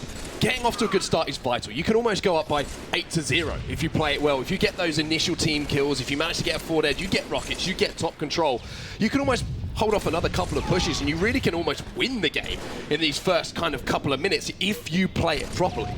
And I'll tell you what, from game 1, and we're seeing, game 2 fairly close as well, this didn't look like a 10-1 scrim score. I mean, those teams were very evenly matched. It went all the way to the final second. There was, never a doubt in my mind that the other team couldn't come back here either. So a very evenly matched series here that we have to start off this tournament. And you have a couple opportunities here, Onset. You could, again, we're talking about how fast you want to play it or how slow you want to play it. You have custom coming up here very shortly that you could pick up.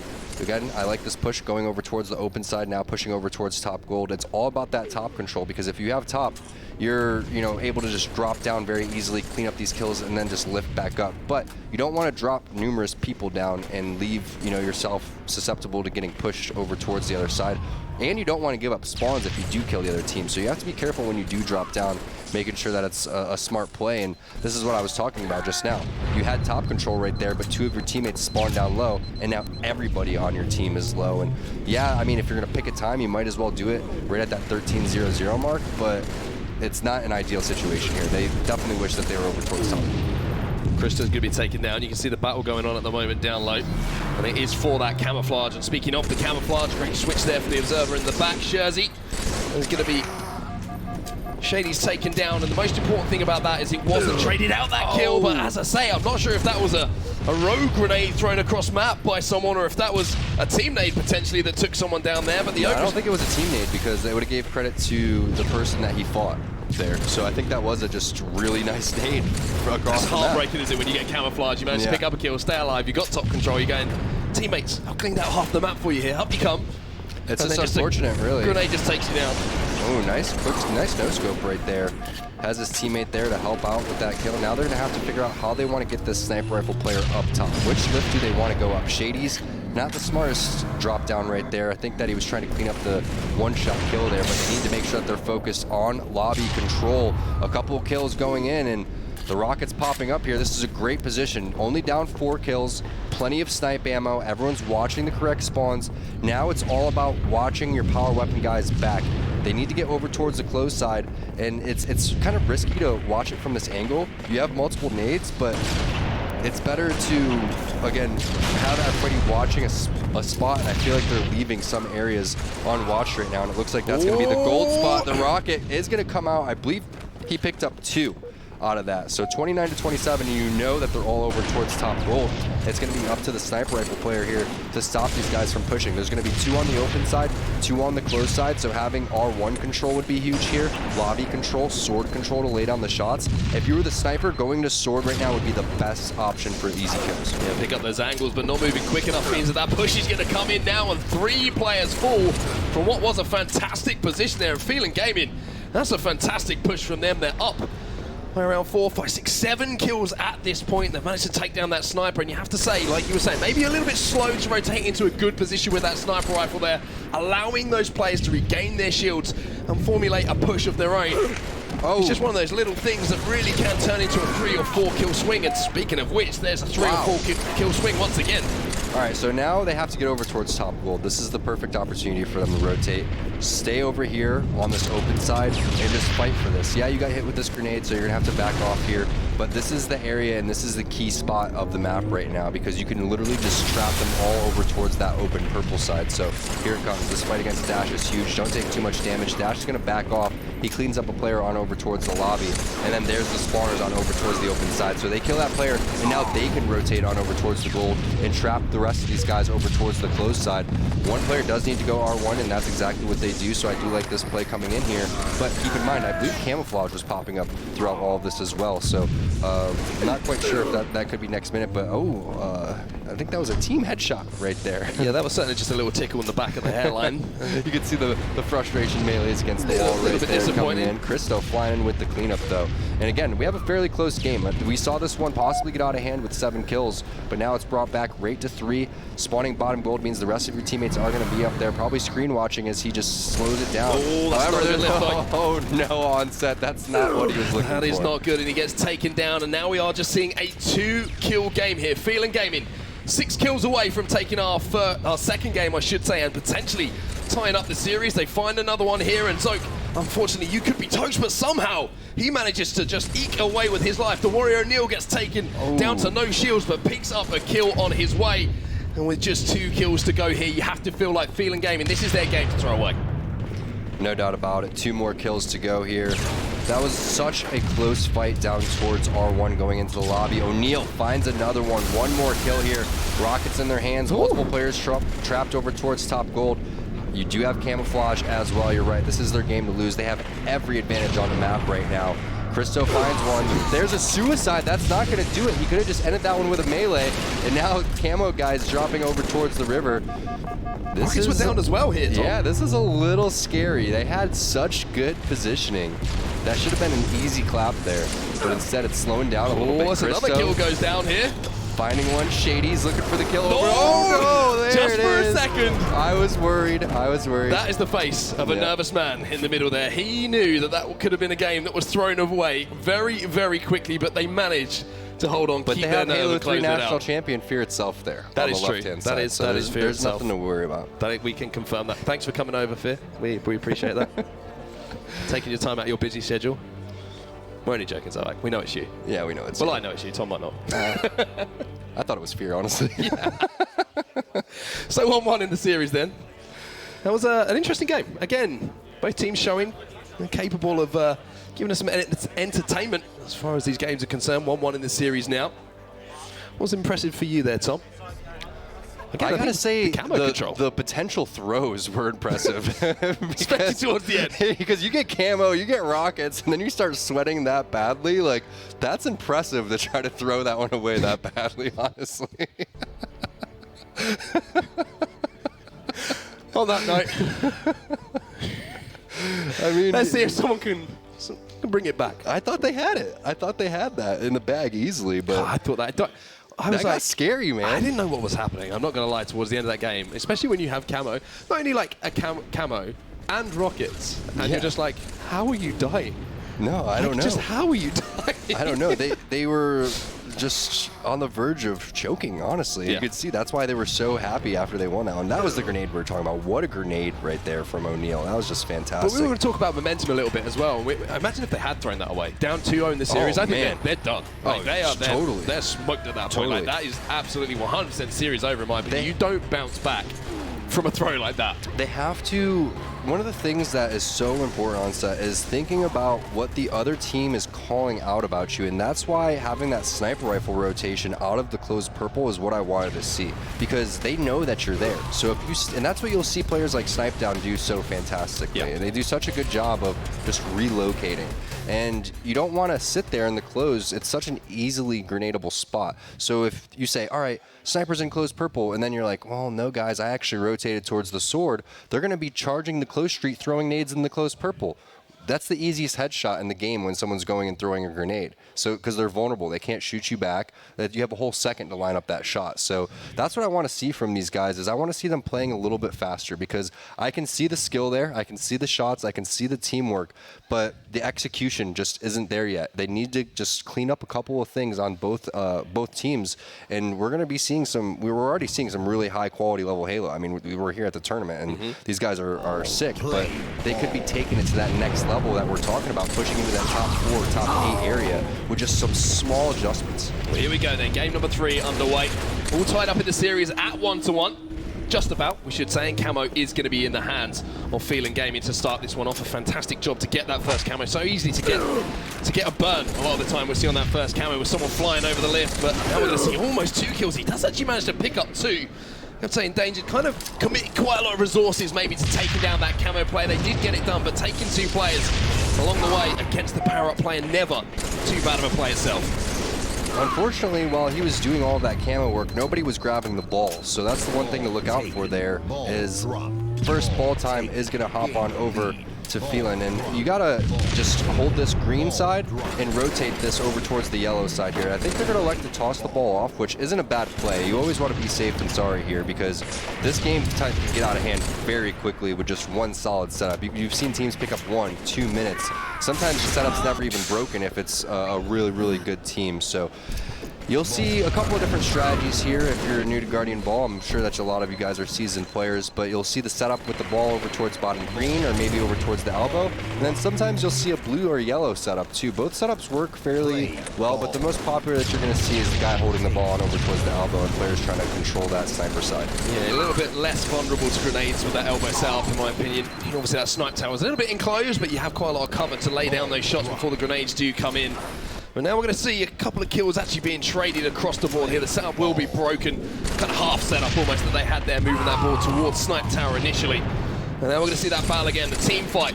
So important to keep an eye on that kill feed to see who's picking up kills. Is it your teammates?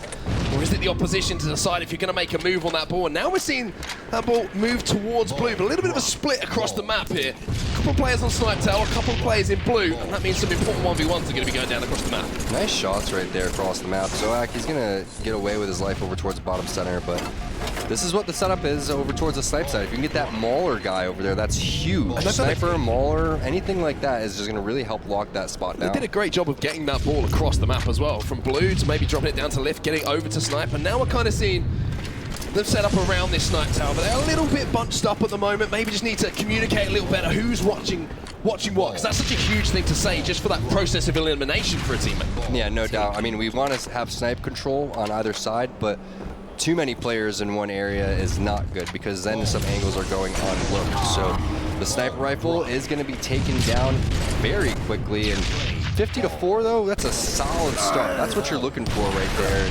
What I try to look for in any type of oddball game, no matter what the Halo game is what was your first setup and how long did that last, okay? That was a 50-second setup.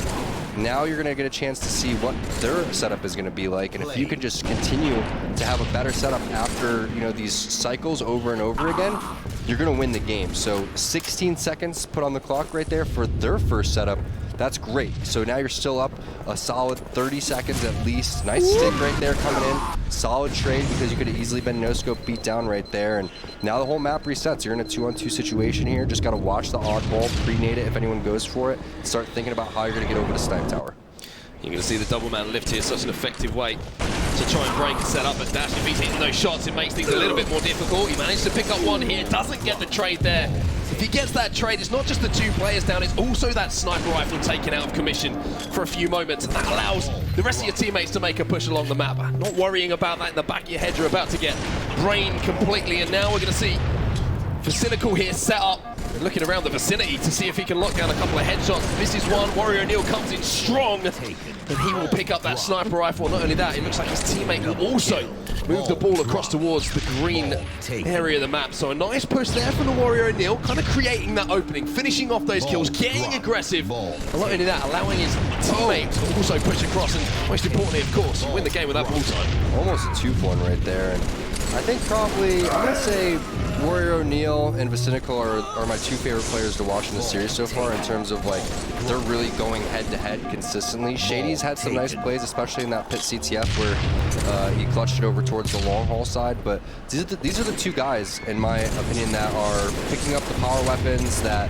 are going on these sprees, and they're taking really smart angles and just making these next level plays that I think can really help carry their team to victory. So again, we saw 2 16-second setups basically back to back, and that has given them a lot more time time to work with here, only down 20 seconds with another setup on the way. Camouflage should be popping up here pretty soon, I believe, so they should be working over towards that side of the map. You can see one player waiting over towards the camo. They're starting to rotate the ball onto the sniper side to bring it over towards the green as everyone on the blue team is lifted over. So really heads up ball rotations right here, and what was looking like it could potentially be a complete slap has become quite a good game. A little bit surprised to see they haven't managed to scrape up a little bit more ball time, to be honest with you. They managed to hold off the initial push. They managed to get a complete 4 dead, but maybe just not quick enough to lay down those shots across map on those respawners, trying to get into those positions as we see someone getting put on their back, put to sleep for a few seconds, and now that's going to pick up another kill here. Manages to just about stay alive as I almost knock our soundboard off of the side here. Couldn't catch there, Tom, well done. Now we're going to see Endangered actually moving this one back towards gold, but oh, a nice beat down there on Zoc is going to maybe open up a chance for some ball time on the other side of the map. This is the blue setup we were talking about, but there is a player who's managed to sneak through, and it is now the Cynical versus the Warrior O'Neal, who you can see moving towards it. Your two favourites going up against each other. Yeah, and he just, again, O'Neal clutching it. Numerous times I've seen him in positions where he's had to get something done and he does it, but unfortunately not able to play the ball, which is one of the most, crucial parts of this game type. A crazy lift right here into the enemy. I wonder if he had information that we didn't, because those players are still there. I think he was probably screaming to his teammates, there's one player here, if we could take him down, we might have a setup, but no, that player stayed alive. And now you can see Shady's, did he get the play ball? Yes, he did. That's a huge play under the circumstances, under that amount of pressure. Really good play there, and you had so many different options with the ball there, and lifting it over is a great play if you were talking about what you were saying, the communication on I need help getting this guy. Oh no, dude. Warrior O'Neal again just picking up kill after kill. I can't wait to see how many he has in the post-game Carnage report, and now he's making his way on over towards the objective. Definitely someone that is playing a higher sensitivity. I think he's more on like that 5 range. Doesn't get the 2-shot beat down there. Dash can get the better of him, so now the push is going to come from multiple sides here. Shot's not going to... Oh, man, totally lit up. I was going to say, it was a great push. 2 players lifted, 1 player jumped top mid. No second guessing there from the guys on Endangered Esports, and that's so important when you are pushing across the map. Once you get that initial damage down, you can't second guess. They all go at the same time. And look at the result of it. They've managed to get across the map. They've managed to get Dash into the snipe tower and into a position to potentially pick up some kills here. Zoak is back down. Great push there from Endangered. This is an ideal situation to be in, though. You have 2 players over towards the snipe side. They work together exactly as you're seeing right there. Shady's, he goes for the lift. A nice beat down there, gives the killing spree on over to Dash. And now the players on the elbow, they work together. But throughout all of that, Zoak escapes with the ball, so a nice little cheeky play there to get it on over towards the gold area. Nice headshot right there onto Shady's. Dash going to pick one up on Zoak as well. So I'd like to see these guys, again, do something a little bit different. It's one of the setups that really works sometimes is if you get that ball, and if you wanted to even hold it towards the blue side, when he lifted it over, sometimes you can just sit there with the sniper rifle player and just watch him bottom blue, and players just jump down over and over again. Bait, isn't it? Yeah, and they're not used to that type of play. Nice shots there onto O'Neal, and really starting to heat up there on the blue side. Christo finding the headshots, and they are connecting. Still plenty of bullets left as well. 6 overall. Gets that kill down towards bottom center. They have the ball over towards the elbow still, and they're starting to milk it. And Shady's, I'm not sure if you want to push out after your teammate dies right there. Yeah. One of the things in Guardian Ball that you have to remember is, I do like this camo play though, so this is really heads up. I didn't know that they had the camo. Oh, it's taken out. I like the idea of the camo play. I do, but you don't want to be the furthest pushed up, and I talk about this all the time. If you have rockets, if you have a sniper rifle, you are not the bait. Your teammates are the bait. You do not want to be the first person to advance on the map. They're looking for you. They know that you have camouflage. A nice play ball right there coming in, but I mean, look at this score. They've now doubled the score overall just by that nice little snipe setup, and just multiple players going huge on Endangered's side. You saw 2 setups I basically have racked up all of this time. That's phenomenal going forward for these guys. Well, you're going to see them manage to get that ball back to green as well. And you can see, unfortunately, the snipe tower spawns are coming in. You can see Zoak moving across there to try and help out his teammate with the objective, try and help him battle out that situation. But again, Endangered, they do a great job of picking up kills. And now this is the opportunity for that ideal, that almost perfect setup towards the elbow. You have the Cynical here. on S3. He's going to be putting down shots on top mid. You have a player pushing, you have the player on the elbow. They have all the lines of sight covered, and that is essentially what you are looking for in that perfect setup. This is their time because there's only 5 minutes down in the bottom right. You could see if they milk this for another minute, it's going to be so hard for Phelan to come back, and that's why they're desperately going for the ball right now, making their way over towards bottom green, and sometimes you need plays like that to happen and for them to work in order to get back into this game. So we'll see what happens here because they realize the situation that they're in. Someone's going to have to go huge. Maybe you even get a little bit lucky. Maybe the other team makes mistakes. I don't know, but a two-man bottom green setup is working right now. They are scrapping it. Yeah, they're scrapping it. That's exactly what you have to do. Now, with this sniper rifle coming up, you have to get out of Christo's hands. It's not going to work over and over again, especially if they have camo and the sniper rifle or potentially the mauler. So don't get sloppy here, don't get too desperate, but it seemed to work out for him as he's caught over towards bottom center, and I believe this is who you want to have the sniper in your hands if you're on the side of Phelan is O'Neal. He's been, fantastic overall. He's Christo in front of him. Christo did advance and kill the ball guy, I believe, throughout all of that, and they did play it. So that's unfortunate because that's going to slow them down, and that's just a big play overall. Christo realizes the situation, doesn't really prioritize killing the sniper rifle guy, ends up going for the ball guy, but they're right back in this because they have that snipe set at Onset. I was going to say, they managed to get sniped, they managed to get control of the power positions on the map, and they managed to get the camo as well for a moment, which has allowed them to turn it into some time. It's around a 30-point game at this point. Now we're with 3 minutes 30 left on the clock. This is where you start to get itchy feet if you're chasing a little bit, and you can make those mistakes. And by trying to maybe make those plays a little bit too early, try and get that ball towards green or towards that blue door before your teammates are in position, before you know it, you can actually lose the game instead of actually winning it for your own team.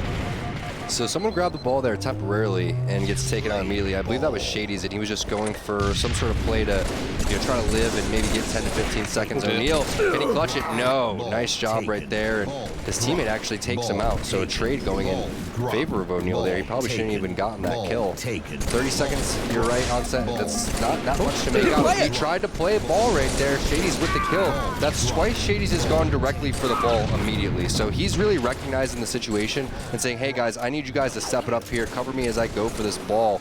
It has been play ball throughout all of that, and multiple players are gonna fumble on me again. Are you kidding me? So we got slippy controllers here in London or something, because nobody is able to pick up the objective. It's early in the morning as well. Everyone should be fresh and showered and everything. Give it a few games, give me clammy hands.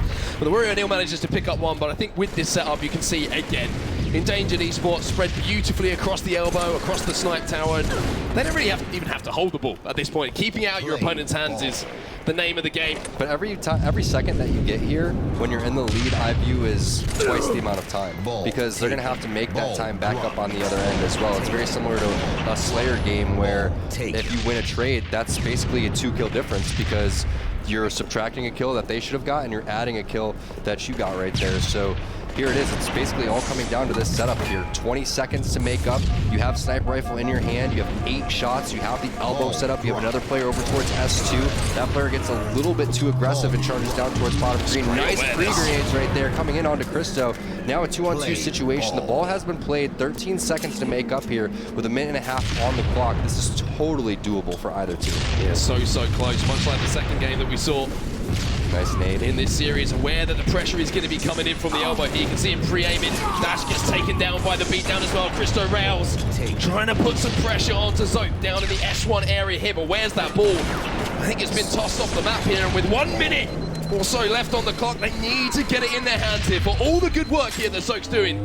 His teammates need to get that ball in their hands, and here's the Warrior O'Neal trying to get his hands dirty. And that's when you play a high sensitivity. Do you see how he escapes right there with just a sliver of health, as this time has now almost been deteriorated. We're almost to a tie game right here. One grenade would be huge, but he doesn't need it. He just switches to his BR, picks up the double kill. Now we're looking at the first lead of the game for Phelan. Another player over towards top center, one towards bottom center, going over towards bottom green. He's going to need help. You don't want to play ball this. You have to continue to save this. He drops it off the map while there's 2 dead. Another player is going to have to rotate towards the ball. That's going to have to be Shady's. This is his ball to go for. 27 seconds left, 7 seconds to make up. If they bait the ball here, that's going to be huge. Another player rotating over towards top camo, one player over towards top blue. You're in a 3-on-2 situation. Just grenade that ball, hold it for a couple more seconds, and that's going to be yours. I think this one is done. What a comeback. What a comeback. here from Phelan Gaming. To be honest with you, it feels like Endangered Esports were almost playing with their food for the majority of that game, but you cannot afford to do that in Guardian Oddball. They kept their composure, and those plays towards the end of the game as well, especially from the Warrior O'Neal, managing to duke that player out when he had no shields, holding onto that Oddball for those few extra seconds, means that they now go up 2-1 in the series, and they're just one game away from closing things out. What a turnaround. High sensitivity, it really does things for you. If you're playing on It 5... makes my aim terrible. Yeah, That's the I only mean, thing it does for me. so the pros and cons are, the pros is it really helps your map movement overall. You're able to, as we take a look at the stats, again, we were calling out O'Neal, how he was... And just, Vicinical on the other side as well. Yeah, they were really, you know, just going at it head to head. 19 medals, you can tell he was picking up double kills, getting sniper kills, you know, doing the right plays at the right time. So it was a fantastic job there and great execution towards the tail end of that game to make that comeback. But the pros of a high sensitivity is exactly what you saw right there when he was top center, hitting the wiggle, made his way towards bottom green, and you think of someone like Pistola. Pistola would never be able to do what he does on 3 sensitivity. He would never be able to do what he does on 4 sensitivity. He plays a higher sensitivity for those reasons. The cons are, yeah, it affects your shot a little bit, maybe makes you a little bit sloppy long range when you get taken out of scope and things like that. But I would say, you know, 9 times out of 10, playing a higher sensitivity is going to have more benefits. Oh yeah, I completely agree with you. I think Pistola is that classic example himself. You know, you take yourself back to some of those vintage Pistola plays, the way that he managed to sort of 360, 180 stick and get those trades like you were talking about a little bit earlier in situations where you would not expect it to happen. And he manages to make it happen. But here is your series layout from our first game here in the Swiss format. Group C, well, it started off hot here, and Phelan Gaming, after losing that first game of the series, now head into Heretic capture the flag with an opportunity to pick up a 3-1 series win. I loved that when we go and we saw Endangered right there, that they were smiling, though. I think that's great. You know, you could easily be super mad. You could just be like, oh, man, we're not going to say anything. But they smiled. They're going to brush it off.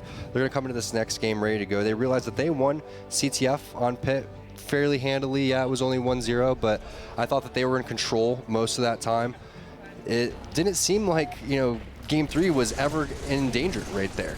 And they ended up just going extinct towards the very end. So I'm You've been holding on to that one. I'm worried that that they can't close out the games though. That's what I'm seeing from both sides here. Is you're seeing really clutch performances, but that was an opportunity for them to, you know, just kill that ball guy. All they have to do is take out O'Neal, just bait that ball, and you could see they got off to such a hot start, 57-16 as we run through the replays, but O'Neal was just too much to handle. Yeah, I mean, O'Neal was just too much to handle at certain points of the game, and the teamwork was phenomenal from Phelan. We are going to see most of these clips will be featuring the Warrior O'Neal. I would imagine we see Shady's here going to be taken down on the snipe tower, but heading into this next game, we had a little discussion after that second game about how throwing away a game that you're so close to winning can affect that mentality. What are you saying now if you're on the side of Endangered Esports after throwing that game away? Because they did so well for 95% of the game, but yeah, that doesn't get you the win. You have to see it right out. Like, listen, guys, we choked, but now we have to have the Heimlich maneuver on ourselves. Now we do not choke. Now we do not choke. But no, I mean, I would just say, hey, guys, these games have been extremely close. Let's just keep going at it, and let's just clean up a couple of things. The tail end of the games are obviously what it's coming down to. Every single game out of this series so far has came down to the final minute. So if you end up, you know, having a sloppy start, don't get down on yourself, because you know that you're so evenly matched with this other team that it's going to come down to the last minute. And it's something that's really important individually to remember is if you're having a bad game, don't worry about it, because your time is going to come at any given point in this series. But if you have a bad mentality and if you're down on yourself, then you start shooting your teammates like this, you know, like sometimes you just turn on each other. Tilt, absolutely full. They've gone.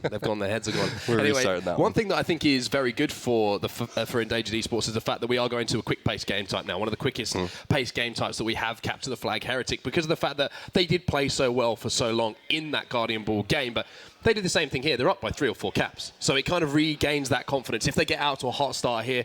But again, then you've got to talk about the opposite side of that, haven't you? Haven't got out to, you know, having ended on such a disappointing way. Right. If they go down by 1, all of a sudden you do see that tilt. You do see those heads drop a little bit potentially. And then Heretic's so unforgiving that you have those back-to-back caps. You have those triple caps. That's why I think those smiles were so important that you saw from them. They were like, hey, you know, yeah, we definitely blew that one. But it's okay because we're not out yet. We're only down 2-1. It's not like that was game 5. If that was game 5, it's going to be pretty disappointing. But they didn't, lose the series quite yet. They fought really hard. They've shown all of us that they can compete at a high level, and these teams are just so evenly matched that it's going to come down to those small things that you're talking about, having a positive mentality, keeping the energy up, and now you can see immediately they're starting to get aggressive on over towards the Phelan base, and that's 4 dead already. And this reminds me of how I believe game 1 started. I think that they had a very similar aggressive flagpole within the first couple of seconds and weren't able to secure the flag capture. And now everyone doing the right play, not overextending, coming back with the flag. A little fun by Ami there, but it doesn't matter. They're still able to put the flag in 40 seconds into this game. 30 seconds gone, and that was in. That flag was in, it was done, it was on the board. A fantastic start here for Endangered Esports, having thrown away that last game that we saw, having not been able to hold on to get that game on the board. They come out, they answer back almost immediately here. 1 flag on the board, a great start from them. And now we're going to see them just slow it down a little bit. It's going to be caught on top of the carbine here, and the carbine side of the map is so vital to hold down and capture the flag top. Yeah, you have to have as much real estate as possible. You want to make sure that you're controlling at least 75% of the real estate. That means you want pink side, you want your base clear, and you want car side. And that means that they're all trapped at their base if that's the case. Dash jumping out over towards B3. He's going to get beat down by O'Neal, and Shady, he's going to take out Christo in his base as well. So now they're trying to reset the map right here. Nice shots coming in. And Zoak going to finish that one off, but fantastic job clearing out the pink player. And again, another player rotating towards bottom center. Not where you want to be. If you see someone down there, just know that they're in a desperate situation, or they're going for a mega flank underneath the base or over towards the car side. So not that big of a deal that you get that death right there, but I like where their head's at, splitting up here, going on over towards the car side and the pink side so they can lay crossfire. But it looks like Dash had the same idea, however, wasn't aware that Zoc made his way so far. Putting down shots across map here as well. All these 2 players on the pink side of the map. Now he's going to come under pressure in the bubble. Goes for the stick. I'm not sure if he managed to connect. Yes, he did. Hold that one for Cynical. Dash is going to be caught out there, not looking at that player pushing in the car side, but that may have those low shields, makes that job a little bit easier for him to relocate that reticle. And now defensive work's having to be done here, and the Warrior O'Neal once again is creating those openings, and I think that's a triple. It could have been an overkill. That's an overkill for the Warrior O'Neal, but they haven't managed to turn it into a flagpole quite yet. That was an overkill, 1,000%, and he got the flag pull, but just didn't get it past the 50-yard line. He just kind of gave it a little baby toss. However, multiple players spawning over towards the car side. He's going to toss this one on over towards their side of the car, and that looks like, you're right, it is going to be a cap, all tied up 1-1. O'Neal, just fantastic series overall. That man again, stepping up when it matters here. 4 kills for him to open things up, gets the flag out of the base.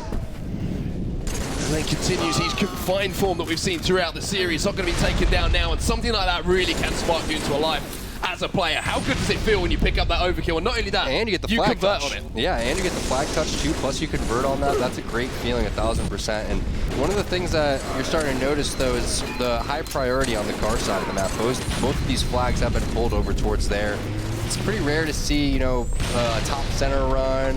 Pink is pretty popular as well, but looks like everyone wants to run this one over towards that car side, and that's exactly what they're doing again here.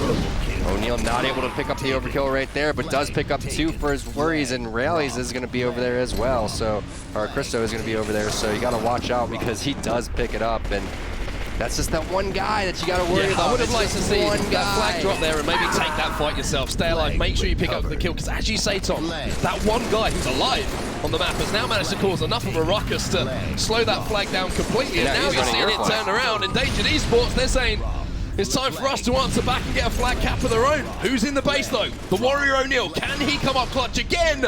All he's going to come up with is a sticky in the face. Oh, that flag does get taken out. They're going to have another flag touch here. Get this return? 2 players on top of it. No way they get this return. And they're running this one over towards Pink 1 with a very fast run. Christo has no idea that it's running over there. He's going to dodge the grenade, but Cynical is going to get the cleanup. So just fantastic back and forth between these 2 teams. And I did not think that flag was going to get returned, but somehow Phelan able to pull that one out of nowhere. Now you're going to have Dash from Endangered. He's fairly weak. He gets taken out by O'Neal again, and I would like to see them get over towards pink side here if they're able to. You do have 3 players over towards your base, so this is a risky run. Multiple players spawning underneath the base, so I like the slow play here. There is no help coming from the pink side, so he has to win that himself, but FACEIT, nice shots. That's going to be taken down here by Shadies. Christo's going to be jumping out to challenge, but the help is there. FACEIT manages to finally take down that play. Here comes the pressure on the pink side of the base then from Phelan Gaming. I like how they're just holding this down, Tom, not getting too aggressive, maybe waiting for those 2 players to, as you say, get car control before they try and make that push. And that could potentially allow Endangered Esports here to push out the base themselves, push that pink side, and again, it's the Warrior O'Neill who's on this pink side of the map, and now he's making his move, getting aggressive. I love this. Yeah, sees 2 players on top of the base. Doesn't grenade yet. Now he's going to toss that one, waiting for these players to drop down. Gets the kill, so nice little patient grenade and prediction. They're on to Dash. Shady's unfortunately with the betray, so that could slow his flag down a little bit, but it doesn't matter. They don't even need that 3rd player, or 4th player. They're just going to run it with 3 of them. Dash is flanked, FACEIT's under the base. They have to be careful here. It's up to O'Neill to come back for this flag, otherwise they're going to already be on the return. He gets the killing spree, has it to dodge, down towards P1. Another player is going to touch this flag. Christo takes that player weak, but O'Neill does a nice job staying alive, and his teammate does a fantastic job following that one up. 2-1 here for Phelan. Again, the ability to stay alive in those situations, so vital. Perfectly, expertly shown there by the Warrior O'Neill. But here come Endangered Esports, and this game, this series has been like a seesaw. It's been one way, then the other, and now Endangered Esports, having seen that cap go in, are looking to answer back themselves. But you have to say, Phelan Game doing a good job of fighting back through the car side here to slow down this push. Yeah, and you're seeing people try to get over towards the pink side, but it's just not working there. As Warrior O'Neill, he's going to toss this flag out. Dash picks up the kill. Just got to bait this one. This is a great opportunity to wait for someone on the blue team on Endangered to make a mistake. Maybe they charge down towards bottom center and try to hop on that one. That could be a free kill. The smart play is just to let that one reset itself, but you do have the opportunity to go for a sneaky little grab there. If you were Warrior O'Neill, he could have just immediately went for another touch. No one would have been expecting that. Instead, they're going to reset, pick up a couple kills. Dash finds one, but he gets taken out by Zoak. Down to last player, Christo, located over towards P2. He's sitting on a grenade. Shady's going to find that one as well. Flag screen in. P1 spawns coming in. O'Neill not able to take out that player right there. And FACEIT, he's stuck over in front of the base. Great double kill coming in. Dash, he's running out in the middle of the map because he's desperately trying to stop this flag, but Shady's in a great position here to help secure the flag. That's the 3rd one for Phelan. Yeah, great conversion there. You saw 3 dead immediately. They got that flag moving. One thing I'm impressed with, Tom, is the fact that you're seeing both of these teams look to move those flags even when they're not in that perfect position. They get that 1 dead, they get that 2 dead, and they see an opportunity to move it one way, and they're kind of backing each other to pick up those kills as they're going back across the map. And that was an example there from the guys on Phelan Gaming of how you execute in those kind of situations. Get those first 2 kills and then communicate. Scream where those last 2 players are as you convert that flag. And this is really the only CTF map in Halo 3 that you could necessarily pull that off on, because you try to go for that on Pit, you try to go for that on Narrows, you try to go for that on Onslaught. Control matters on Heretic 1000%, but not as much as those other maps. If you end up giving up poor positioning, or if you end up giving up a power position in Narrows or Pit, you're going to be punished extremely hard. But this is such a fast-paced game type that sometimes you can just make those plays, and if you make them fast enough, it's going to work out. And another flag being pulled in. One more here for Phelan, and they are going to be taking this series. Yeah, Endangered Esports, their backs are against the wall now in our first game of the day here. Now FACEIT Ignite. Cynical, going to be putting some shots across map. Katie comes back to take down that player. But the one thing they don't want to be doing right now, Tom, is fighting in their own base. They need to win some battles, get higher up the map, and put some pressure onto Phelan Gaming here, and shots on these players on the car side of the map is maybe going to create that opening for them. I like this charge over towards the car side. Dash is in a good position, but Warrior O'Neill across the map, taking that player out, does pull the flag over towards the car side as well. Has a player over towards car 3 that can help, but he's not going to have much help from Zoak as he's just baiting over towards P2 to get the assassination onto Christo. Teammate's going to take him down to no shield, so he's going to have to reset, but you can see that player is being called out, so he's just going to back off over here, look for the insta-explode over towards the car side, not going to find it. 1v1 against Dash. A little sloppy, nated Ferris wheel coming in right there. And that's not what you want to see. Yeah, the weather's not been great here in London, but it hasn't been that windy. Well, now we're going to see him take it down. FACEIT trying to push forward here, but around 5 minutes left in this game until we see Phelan Gaming managed to close out the series. Christo manages to avoid the stick, but he can't avoid the BR bullets. And again, Endangered Esports just, it seems like they're stuck on what side of the map they want to push on. They kind of get halfway up and they just seem to lose an important battle at an important time. And can't really get anything going, but there maybe is that battle. They open up the pink side of the map, and maybe now they can push forward. Yeah, they got O'Neal down, so 2 dead overall. Christo finds one as well. That's going to be 3. Last guy underneath the base. They're going to be spawning far He's got side. no ammo. Oh no! Look, Win this, he's please. to your right. That could work out for him though, as he lifts up there with the sword, and it looks like they've managed to get the flag back to the base, and that's the way to kick off a comeback here. Get one on the board, execute when you finally manage to get inside your opponent's base, and all of a sudden, you're seeing the team fire start to come to life a little bit here. Yeah, great team shot on both of those players. Taking out O'Neal, taking out Shady's as well. Another player over towards the car side. He's getting team shots, so the teamwork, communication really starting to pick up here, and that's what you want to do. Your back's against the wall, one more cap, and you're going to end up losing this series, so this is your time to shine. And we saw what happened in the previous game. Comeback is totally possible here. However, 3 dead, multiple players pushing inside your base. Christo going to have to go huge inside his window right now. Christo gets taken down though, and KZ, well, doesn't do too much damage himself, and now it's 3 dead. You can see Dash is trying to push forward. The attempted insta-exploders are good, but the shots are good enough to take down that player trying to push out the base. But it looks here like Endangered Esports have made the call. Let's push car side of the map. Let's get that flag moving, and let's make this a 1 flag game. That was nasty shots right there from Shady. Just so smooth, winning that 1v1. Everyone's starting to flood on over towards the car side. Dash is the last guy alive right now for Endangered, so you have to be careful right now. Phelan could push in, get aggressive. Warrior O'Neal, he's been the player that's been aggressive the majority of this time, pushing. And again, that's what I'm talking about. The fast sensitivity just does wonders up close, has so many opportunities to win you battles that you don't typically do. Now they have to rotate towards top center and watch the car side of their map, because that's all it is, and there it is. Phelan, what an just fantastic execution. Yeah, I mean, that was, we were looking that was at quick, that flag count. It really was, and we were looking at some sloppy flag runs previously in pit. None there on Heretic. I mean, just flawless plays there, consistently coming in.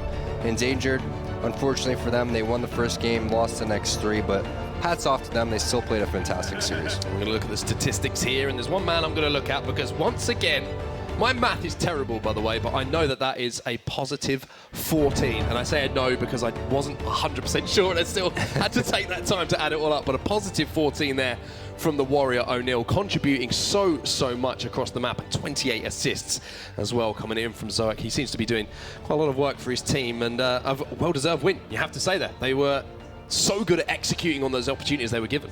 Yeah, just props to everybody right there on the red team. Zoak, again, 3 flag captures, more assists than kills. You love to see that type of stat line coming in from your team. And it doesn't matter if you go negative. You got the W. You know, O'Neal seems to be the main slayer for this team.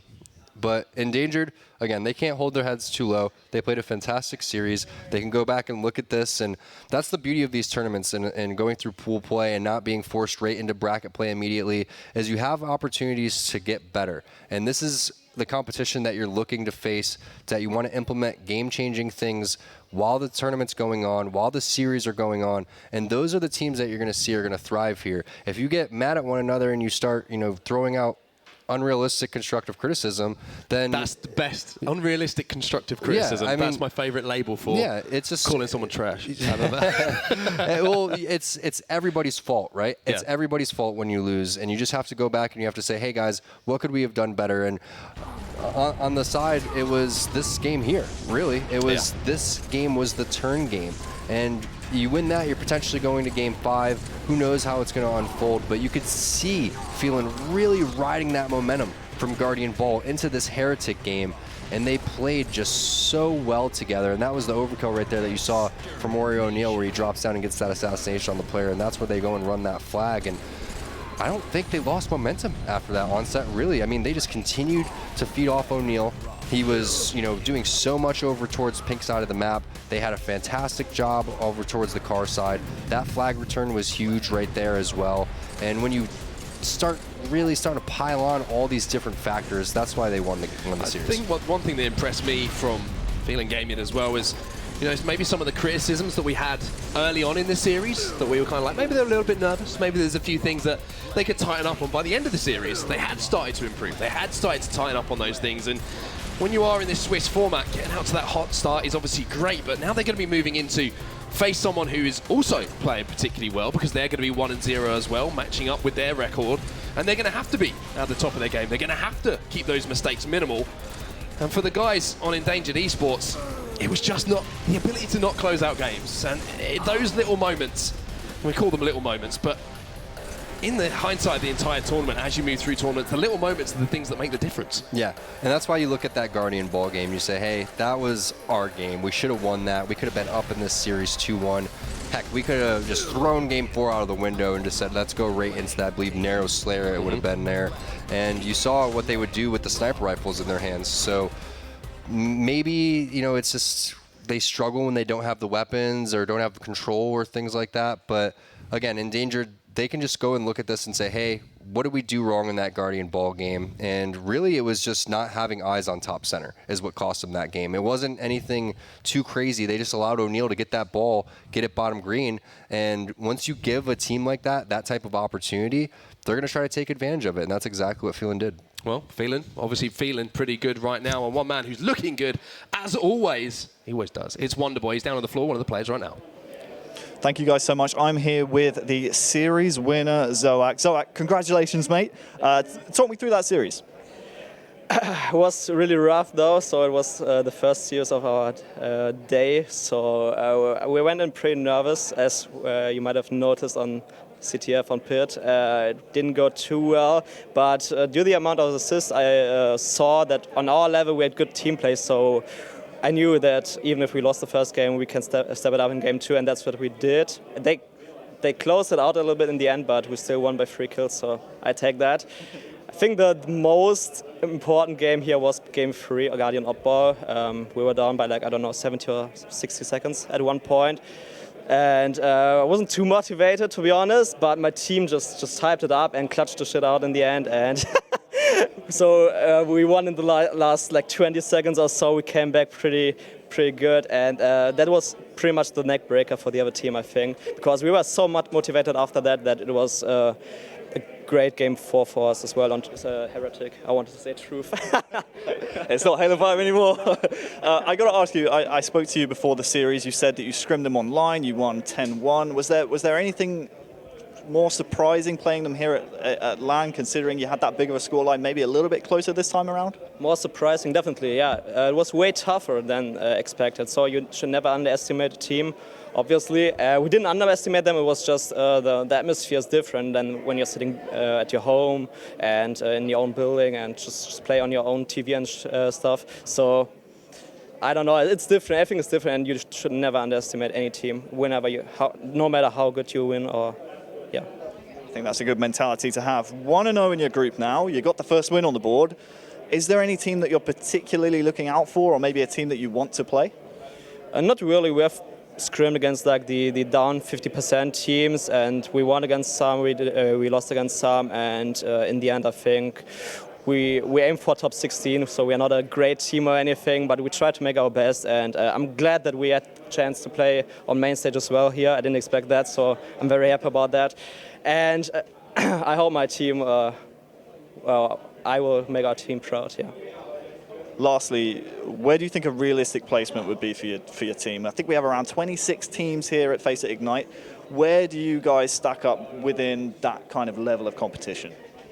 So yeah, as I've said, I aim for top 16 with my team. Realistically, maybe we are like top 20. It's hard to say. We haven't played against all the teams out there, and it's also a matter of who you have to play next. But top 16 is realistic for us, I think. Awesome, Zoak. Thank you very much. Any shout-outs you want to shout out before? Shout out to my mod in my chat, Tommy Halo. See you soon, man. Awesome, Zoak. Thank you so much. Guys, stay tuned here to FACEIT Ignite. We will be right back after a very short break with more Halo 3 action. Thank you.